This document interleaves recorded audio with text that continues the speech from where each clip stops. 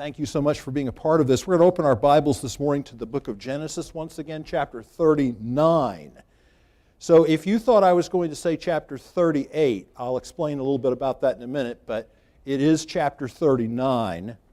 Let's turn to that place. This chapter is not quite as long as the one that we had last time. I would like to read it once again just to be sure that we have a refreshed familiarity with the content of it, and then we'll jump in to what we have for today. Genesis 39:1 says this, "Now Joseph had been brought down to Egypt, and Potiphar, an officer of Pharaoh, the captain of the guard, an Egyptian, had bought him from the Ishmaelites who had brought him down there. The Lord was with Joseph, and he became a successful man, and he was in the house of his Egyptian master. His master saw that the Lord was with him, and that the Lord caused all that he did to succeed in his hands. So Joseph found favor in his sight and attended him, and he made him overseer of his house and put him in charge of all that he had. From the time that he made him overseer in his house and over all that he had, the Lord blessed the Egyptian's house for Joseph's sake. The blessing of the Lord was on all that he had in house and field. So he left all that he had in Joseph's charge, and because of him he had no concern about anything," don't you love this touch, "but the food he ate. Now Joseph was handsome in form and appearance, and after a time his master's wife cast her eyes on Joseph and said, 'Lie with me.' But he refused and said to his master's wife, 'Behold, because of me my master has no concern about anything in the house, and he has put everything that he has in my charge. He is not greater in this house than I am, nor has he kept back anything from me except you, because you are his wife. How then can I do this great wickedness and sin against God?' And as she spoke to Joseph day after day, he would not listen to her, to lie beside her, or to be with her. But one day when he went into the house to do his work, and none of the men of the house was there in the house, she caught him by his garment, saying, 'Lie with me.' But he left his garment in her hand and fled and got him out of the house. And as soon as she saw that he had left his garment in her hand and had fled out of the house, she called to the men of her household and said, 'See, he has brought among us a Hebrew to laugh at us. He came in to me to lie with me, and I cried out with a loud voice. And as soon as he heard that I lifted up my voice and cried out, he left his garment beside me and fled and got out of the house.' Then she laid up his garment by her until his master came home, and she told him the same story, saying, 'The Hebrew servant whom you have brought among us came in to me to laugh at me. But as soon as I lifted up my voice and cried, he left his garment beside me and fled out of the house.' As soon as his master heard the words that his wife spoke to him, 'This is the way your servant treated me,' his anger was kindled. And Joseph's master took him and put him into the prison, the place where the king's prisoners were confined.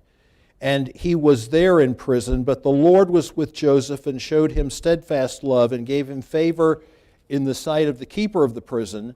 And the keeper of the prison put Joseph in charge of all the prisoners who were in the prison. Whatever was done there, he was the one who did it.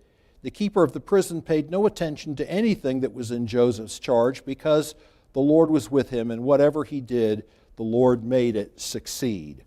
So we'll end our reading here, and if you would, let's just have a word of prayer and ask God's blessing. Our Father, thank you for a beautiful Lord's Day that you've given us, nice, crisp, beautiful sunshine. Thank you for people who are here today and find it important to be in the Lord's house on the Lord's Day, and to make even a little extra special effort to be here for the Sunday school time.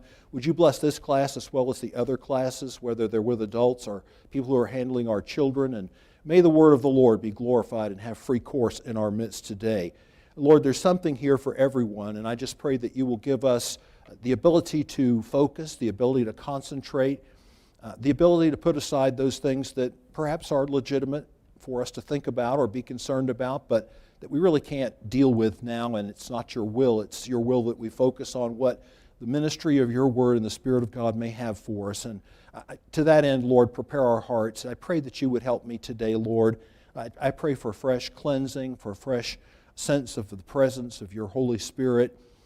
Lord, I pray to be able to handle this chapter today in a reverent, practical, and helpful way, and that you will bless in that now. In Jesus' holy and wonderful name, amen. All right, well, we want to begin, and you notice I've titled today's lesson, A Classic Temptation, and it is indeed. I'm going to develop a little bit more about that in a few moments, but first I want to explain to you, why are we not looking at chapter 38? Because normally, unless you use fuzzy math, chapter 38 follows chapter 37, and we're out of sequence with chapter 39. Yes and no. If we want to continue our focus on the life of Joseph, the story of Joseph, we skip to chapter 39 because you have a bit of a digression in the story in chapter 38. By no means would I want you to gather from what I'm saying that the content of chapter 38 is not important. It's extraordinarily important in the greater context of the whole story of what's going on in the book of Genesis and the unfolding of God's plan of redemption through the seed of Abraham. Judah is who is concerned in this particular chapter, chapter 38. So you know that's going to make this chapter important for us to know some things about Judah. Judah, when we get a little bit deeper into the story of Joseph, is going to figure prominently. I won't get into that now for time's sake. But then when you get to the end of the book, chapter 48, when Joseph is giving those predictions from sort of his deathbed, as it were, about his 12 sons, we find out that Judah is the one through whom the redemptive program is going to work in particular, that his line is going to be the one through whom Messiah comes. So it really is important for us to know about Judah. And I will tell you something else. There's also a clear contrast. There's another thing that makes this relevant to the story of Joseph, but not where we would spend the whole time on it. And that is, this story is a sort of a sordid one, and actually what we're dealing with in chapter 39 is kind of the opposite of that, because when you read chapter 38, you find about this escapade into immorality that Judah gets involved in. It is meant, I think, by the writer and meant by God to be a very clear distinction and contrast to what we're going to see when Joseph faces the same type of a situation. Similar, not exactly the same, but the similar type of thing. I make the comment here, too, that it's a story of classic temptation. So we have a lot of this in the Bible. Actually, the Bible doesn't try to pull punches. So we have characters like Samson. He had lots of problems in this area of morality and physical temptations, and for him, women, this type of thing. You have David, and once again, his escapade into immorality. You have the story in Proverbs chapter 7, so I reference that here in this point of introduction. That is a classic chapter. That's important for us to say this because if you're familiar with these accounts, these stories, and then if you're familiar with chapter 7, which is a classic unfolding of Solomon trying to warn his son, where it actually gives a case in point where he sees a young man who kind of makes his way in that direction and then falls prey to the seductress, you're going to be able to find that there are some elements that just keep coming to the surface in this. So without saying too much, I think God knows that we need some insights into this and we need to be on guard. There are seasons of life, to be sure, and you could perhaps argue that some of these temptations are stronger at one stage of life than another. I think you could also make a case that they don't particularly totally ever go away. And so, especially with men, I'll go that far, okay? So this is something that really invites our attention, and it really is something that's serious, and that's why I've prayed a lot about what I say today, because I want it to be helpful. So we do find Joseph to be victorious, and that's the clear contrast and distinction that you have with Judah in the chapter before. But here's the thing. Even though we've sort of set the stage, and this has to do with a moral situation, it has to do with a sexual situation, any classic temptation is bound to, especially if you're victorious in it, is bound to feature certain principles that go beyond the specific example. So watch for that even if you're not particularly concerned about the case in point. So let's do this. First of all, I want to talk about the stage is set in verses 1 through 6. The stage for what? Well, a classic temptation and a classic battle. That battle is going to be won.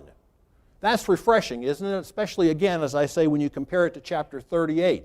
It's refreshing to know that God equips us with the grace to deal with any temptation or trial that He allows to come into our life, no matter how strong it seems to be. And so it's very interesting to talk about this idea of how the stage is set for this battle that's going to take place, because I think this really catches Joseph. It's not necessarily something that he's thinking, okay, this is going to be the next battle that I'm going to have to deal with. But it is, and it's something that God allows to happen. So let's set this stage, and then I'll make more clear what I'm talking about when I say this. Here's a way that you can look at chapter 39. Think of a roller coaster. I mean, if chapter 37, we called that a shaky start, think about a roller coaster ride now. So roller coasters, I don't know that I may have ridden on one. You'll never get me back on another. That I can promise you. I've ridden on some pretty interesting Ferris wheels, and you'll never get me back on another one of them either. I'm too mature. I've progressed too far in life is the best way I know to give myself a little benefit of the doubt. Not going there.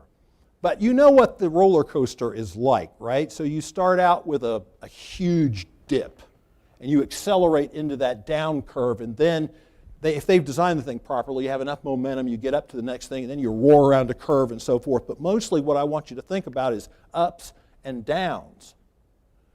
Well, it's really interesting because this chapter starts on a down, a steep down. In fact, it even uses the word down in verse 1 twice. Not that it's intended to make us think of roller coasters, which they didn't have in that day. It's still interesting. It starts on a distinct down note because what's been happening in the life of Joseph? Well, great day. We talked about those things last week. I mean, we talked about all those things that he encountered in chapter 37. We talked about the divided loyalty. We talked about the heady revelation. We talked about the unsought favor. All of these trials that came his way.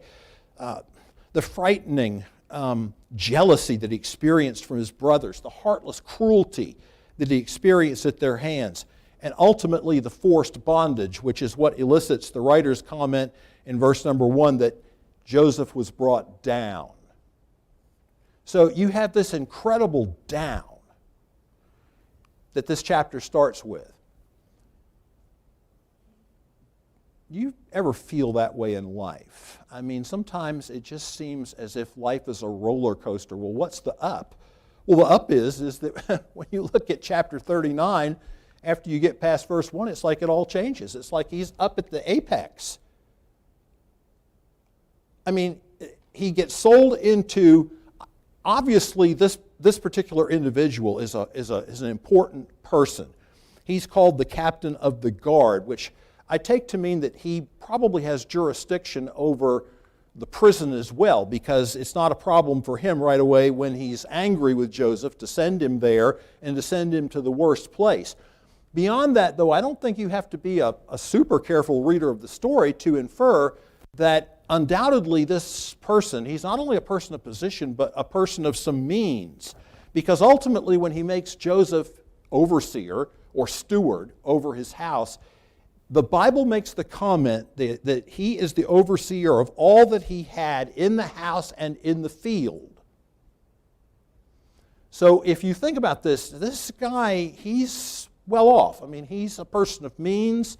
He has a position that undoubtedly is one of prestige. He has the type of income, to use our terminology, that would come along with that. So he has a lot of means. And his holdings are not just confined to whatever spread he has in his house. He has fields. He has people working in those fields, is clear enough from what's going on here. Joseph is promoted over all of that, becomes the chief overseer in the house, and the Bible even mentions, so let's look at these things now that happen in his life and see some of the things that are going for him. I've put this for people that are fans of alliteration. I mean, you don't have to be, and I don't use it all the time, but when it fits, it's kind of interesting. What does he have? Well, he has prosperity. The ESV uses the term success. You find the word success occurring 2 times there, once in verse number 2, once in verse number 3. And interestingly, don't miss this. We'll come back, hopefully, with the time at the end. It occurs, the word success occurs again. So it starts with success. Success is lost, so to speak, in earthly terms. It ends with success. But he's a person who has some prosperity. The King James uses the word prosperity. He has that position that I've just elaborated on in the house. And you'll notice he's not assigned to work in the prison. He's not assigned to work in the field. He's not a field hand, even though you have to have those. He's right up at the top. He's the overseer. He's the chief steward. He would be like Eliezer was to Abraham. He's the person who basically has authority over everything, so that Potiphar is so comfortable with the arrangement that he doesn't even know what's going on. That sounds familiar with, I better not go there. But anyway, he doesn't even know what's going on, and the only real concern he has about what's going on in his house is he wants dinner on time and to be sure he's got stuff he likes to eat. That to me, people who don't find humor in the Bible, I really feel sorry. You find it all over the place, and I get tickled every time. I didn't know anything was going on, but he was particular about his meals. So Joseph, it says, and don't miss this because this is a setup in the way it's structured, the way the comment falls, this is a setup. And I'll point about this in a minute, but you get to the end of verse number 6, and probably your ESV is punctuated this way so that the statement of verse 6, the first part of the verse, ends with that thing that I called attention to. He had no concern about anything but the food he ate. But then, starting a new paragraph, because really it goes with what follows. But the verse divisions have it as part of verse 6. It says, "Now Joseph was handsome in form and appearance." So is that just 2 words at the end that say the same thing? And again, I don't want to be too specific with this, but no, really it's not. It's referring to 2 separate things. It means, number 1, to put it in our parlance, he was good looking. All right, he was handsome. But beyond that, it means something else. It's both form and face. So when you looked at Joseph, he was not only a handsome individual, but physically,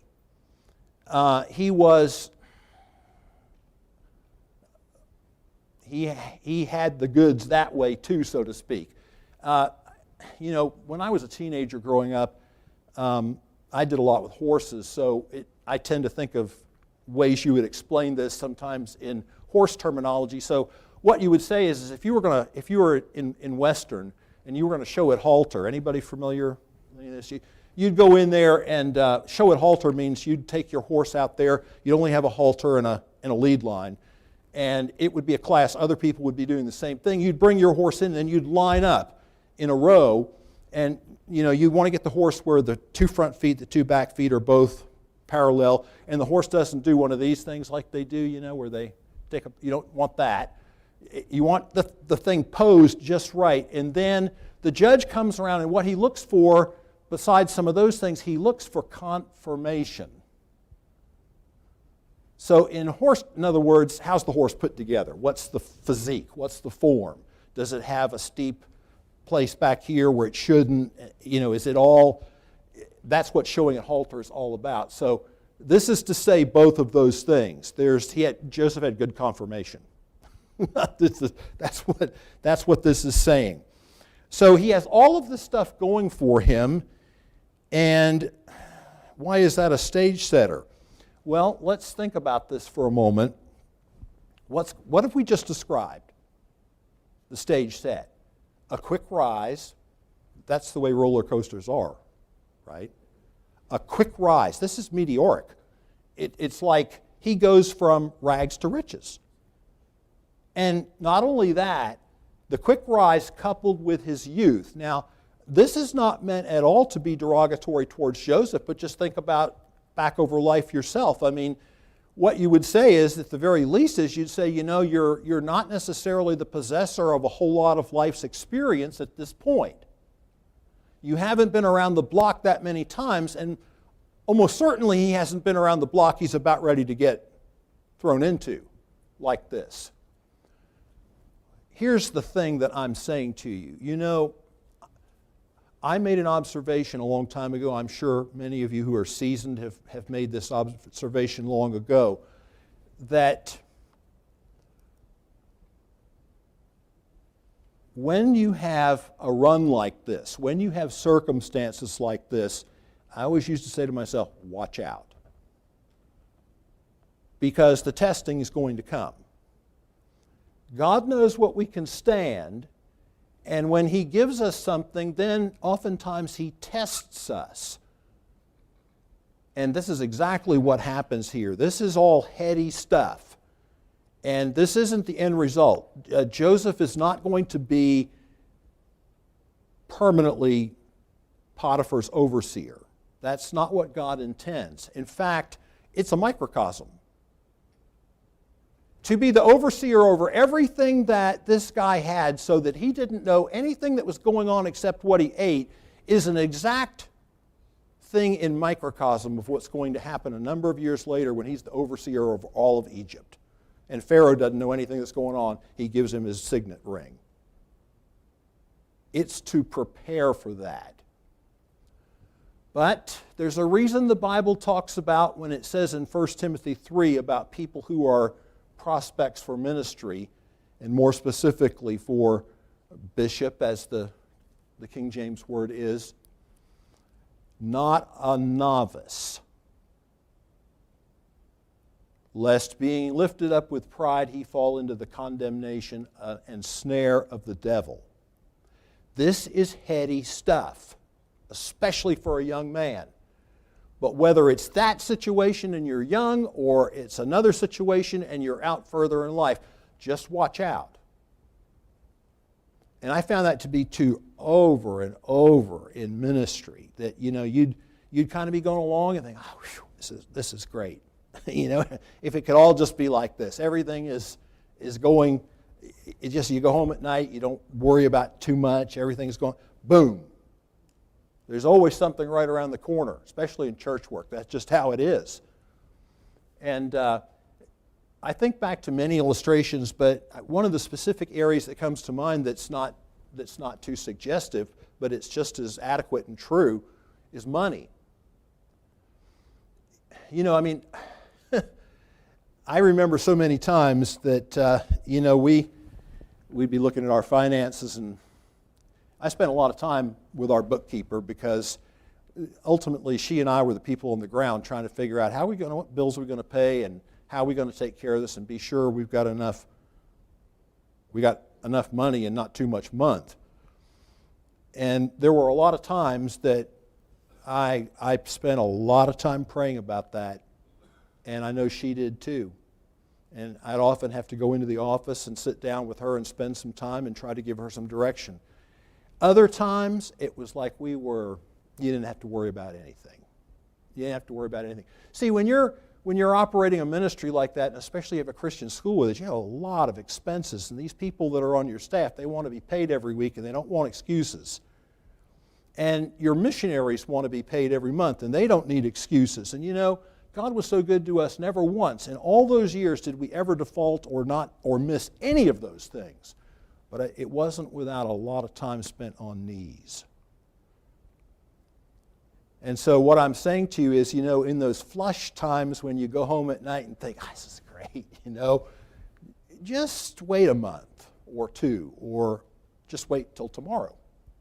And it might be different. And this is just sort of the warp and woof of the Christian experience, isn't it? Nobody is on easy street for long. I'm just telling you. So if you're here today and you have fair winds and following seas, my advice to you is enjoy it. There's nothing wrong with that. I mean, God is giving you that. But don't be so naive as to think that life isn't composed of other things as well. Well, all right, so that's enough of that. We got to get to the battle joined. So here's the thing. It goes both ways, you know. I mean, success is its own trial, if you think about it. Because what do we do with it? Does it make us heady? Does it make us proud? Does it make us arrogant? Does it make us less dependent on God? Or does it make us into a person who is stronger?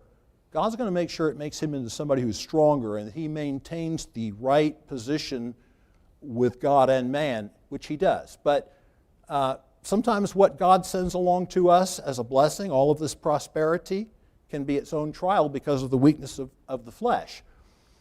So here you go. This is the stage set. It's coming. His youth and inexperience. Youth and inexperience. There's some people here who might remember that phrase. But you might remember probably one of the greatest debate lines that I've ever heard was when Ronald Reagan was running for his second term. And you remember his opponent was Walter Mondale. And, you know, he was the oldest president in office at that point and was till we are now. But he was. And so inevitably they knew this question was going to come up about his age. He was ready for it. And so when the ABC reporter or whoever it was who was asking questions said, "Mr. President," and queried him about his age. And, you know, in that manner that I haven't seen repeated since his day, in that unflappable manner, he just said, "You know, I have determined not to make age an issue in this campaign. I have determined not to hold my opponent's youth and inexperience against him." And the place just came apart. I mean, it was a total defuse of the whole issue and nothing. Even when the camera showed Mondale was laughing. It was just one of those moments.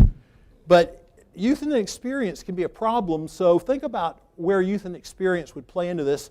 Subtle flattery. Now, there's a reason I chose the word subtle, because you won't find it in the text. You won't find a word about flattery in the text, but you'll find it. First of all, Mrs. Potiphar is his obvious senior. I don't mean she has more authority, but I mean she's an older woman. I don't know by how much, but she is. She's an older woman, so wouldn't that be sort of a heady thing to a young man? Oh, we don't have to elaborate. I think you get it. Not to mention how her initial approach is, as you notice here, and as I said, the writer sets this up intentionally so that verse 6, the second part, that Joseph was handsome in form and appearance, comes right there, and immediately it says in verse 7, and after a time, his master's wife cast her eyes on Joseph and said, "Lie with me." Well, that's got to be awfully heady stuff for a young man. And when you start looking at these places that I've given you in the Bible, we're just going to look at a couple verses from Proverbs. These are classic tools. Just, you know, for the commandment is a lamp and the teaching a light, and the reproofs of discipline are the way of life to preserve you from the evil woman. Look at this phrase, from the smooth tongue of the adulteress. Look at the last verse here, verse 21. With much seductive speech she persuades him. Take a look at that word much for right now. We'll come back to it in a moment. But for right now, look at the end. With her smooth talk, she compels him. So when you find things appealing to your pride, and that's a setup. Watch out for that, whether it's in this arena or a different arena. That's something you have to watch for. There's something else, sudden boldness. I mean, this is an ambush. Pure and simple, that's what this is. He comes walking into the house, and I think this is the furthest thing from his mind. She runs up with this proposition. And she doesn't mince words about the thing either. Well, that reminds me of this. I mean, the serpent comes up there to Eve like he owned the place and starts questioning her. Did God really say that? You know, not only talking to the woman, but questioning God. And ultimately it gets down to the fact that in the last part of this, the serpent said to the woman, you will not surely die. How bold is that? And again, without saying too much, I'm going to tell you, sometimes, this is really important to a point that we're going to see with Joseph in a moment, but sometimes an ambush is extraordinarily effective, and the only way you can be ready for an ambush, I'll just get ahead of myself, is to be thinking about the fact that sometimes they happen. So that's what this is. And I told you to watch that word much a moment ago because here's another tool she uses, which is persistence. Look at verse 10. And she spoke to Joseph day after day. I don't know, was this Chinese water torture or something? I mean, it wears you out after a while. And I'm sure that in her speech, she proposed all sorts of little compromises. But you'll note, well, it's getting ahead of ourselves, but you see what it says there. He would not listen to her to lie beside her or, oh, just come over to the coffee table for a few moments. And he wouldn't have anything to do with any of that. But she's persistent. She knows. Just think about Samson. Here's a couple verses. His Philistine wife, she wept before him for 7 days. That's great. 7 days of that, I mean, my heart goes out to him. And then in chapter 16, when it's Delilah, she pressed him hard with her words day after day. You have to watch that technique too. We all have to watch that technique because the devil will just keep after you. And there's a reason it says in the temptation of Christ, he departed from him. What's the next phrase? For a season. So you run the devil off one day, but he's back the next. And you have to watch that. But Joseph, see, what Mrs. Potiphar doesn't understand is she just thinks that Joseph is the run-of-the-mill young man. And it isn't that he's cut out of a different bolt of cloth in the sense that we're all Adamic. He has that nature. He has those temptations, but he has some other things going on. For every tool in her toolkit, he has one to match it. And this is what I'm interested in when I talk about this classic temptation, because here are principles. I mentioned preparation. If somebody sets an ambush for you, if you're not prepared for that, it's too late. And if I might be blunt, for parents or grandparents ministering to their grandchildren, it is too late when you're a teenager and you're in the back seat of a car, which maybe you shouldn't be there, and you've got a young lady with you who's aggressive. It's too late to figure out what your position is. You better know your position before you let yourself get into a situation. Your position probably should be, you don't want to get into that position. But if you get caught in that situation, you need to know what your answer is and what your course of action is, and you have to settle this in your heart ahead of time because otherwise the onslaught's going to be too great. And where do I get preparation? His response to her is as immediate as her proposition to him. Verse 8 says, but he refused.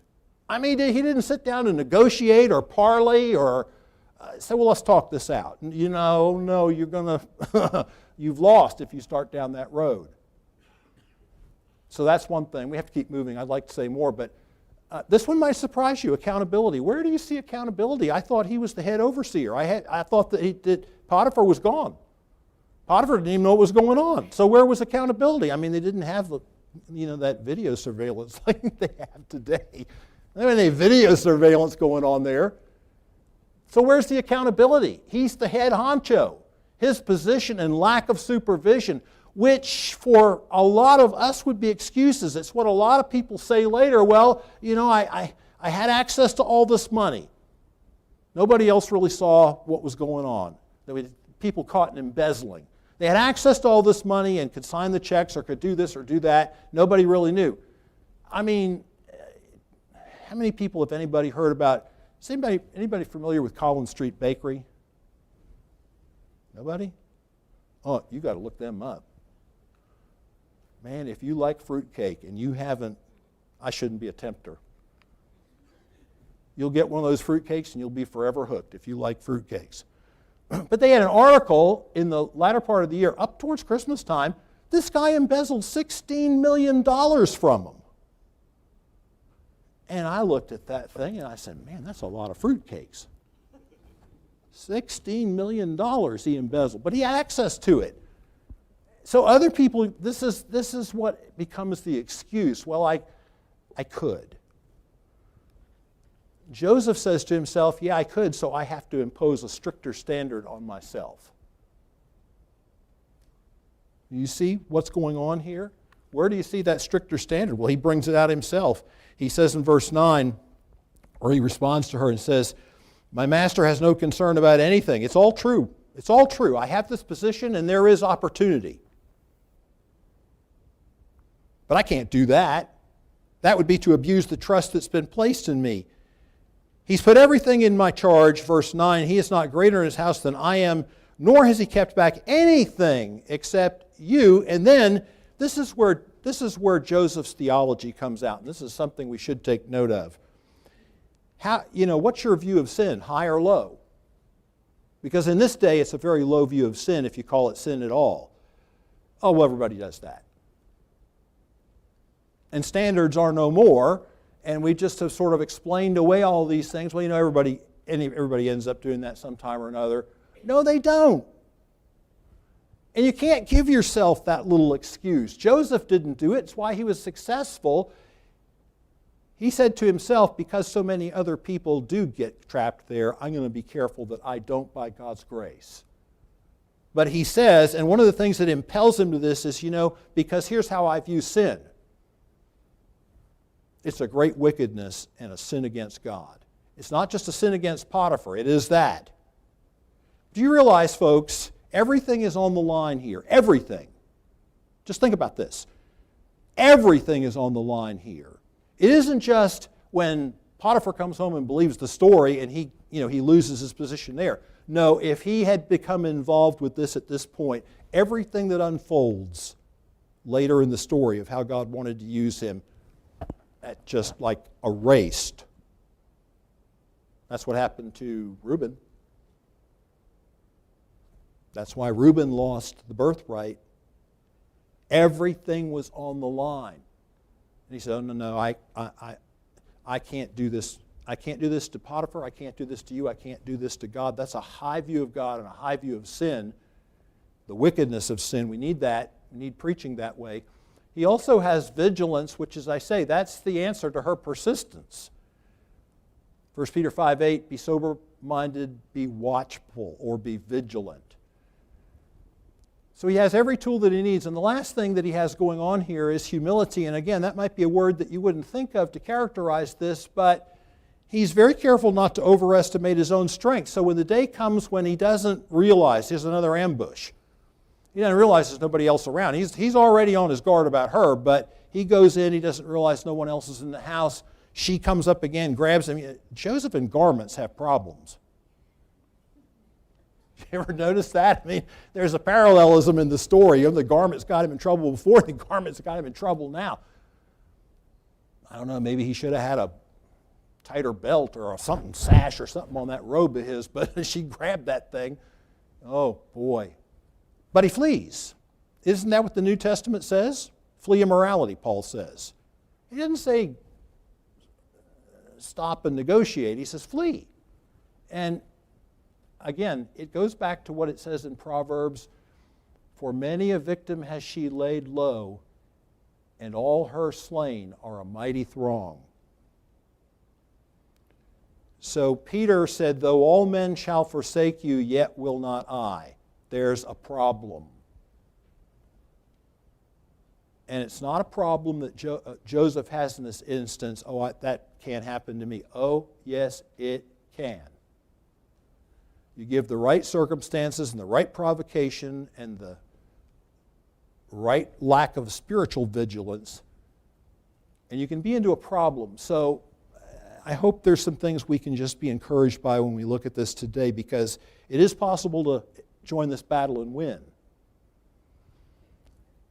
So God gives the victory, and there's some things just to say quickly in closing, and that is, here's another reminder, when you're a person of integrity and you do right, it doesn't necessarily mean that you avoid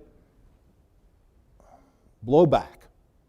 The way Paul said it when he was trying to inculcate that principle into young Timothy was, yea, and all who shall live godly in Christ Jesus shall suffer persecution. Now, they're not going to give you accolades. Now, here's what's really interesting. Do you think Potiphar, this is just something to take home and think about, do you think Potiphar believed this whole story?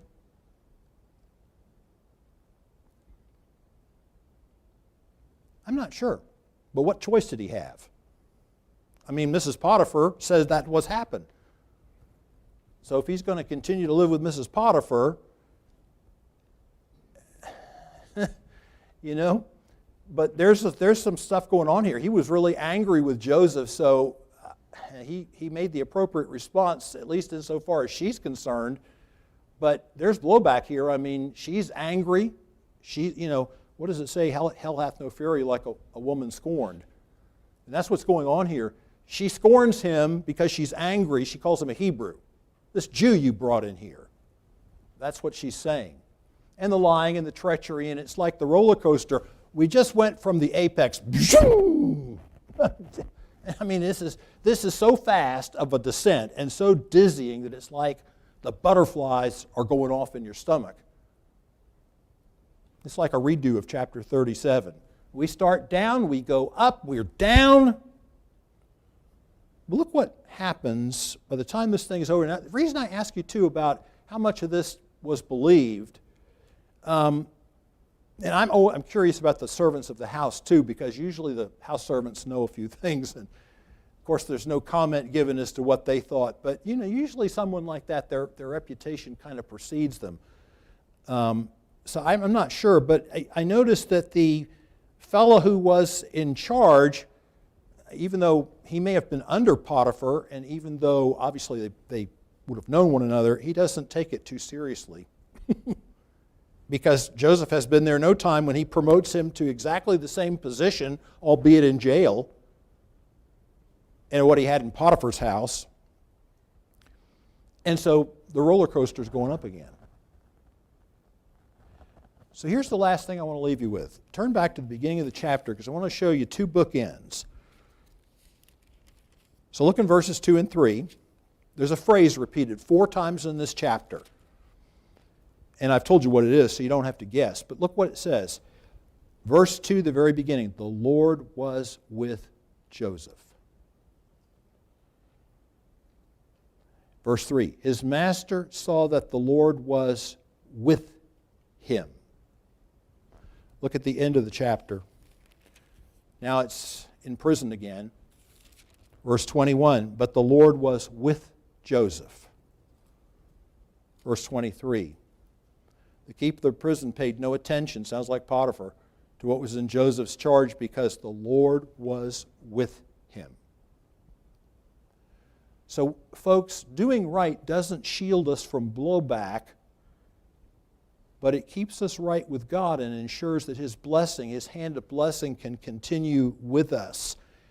And I just want to give you a little phrase to take away as we close today. What that's meant to do, the Spirit of God inspiring this story puts those bookends because it's important for me to know and it's important for you to know when you're riding the roller coaster, there's an operator. And it's not like that ride down in, was it Florida, where they didn't pay too much attention to the rules and let that 300-pound young man ride that ride when it exceeded the weight limit. God will never exceed the weight limit on my ride or yours. He's the person in the shadows.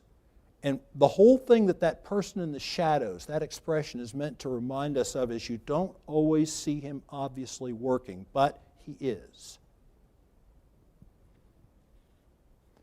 Someone once said that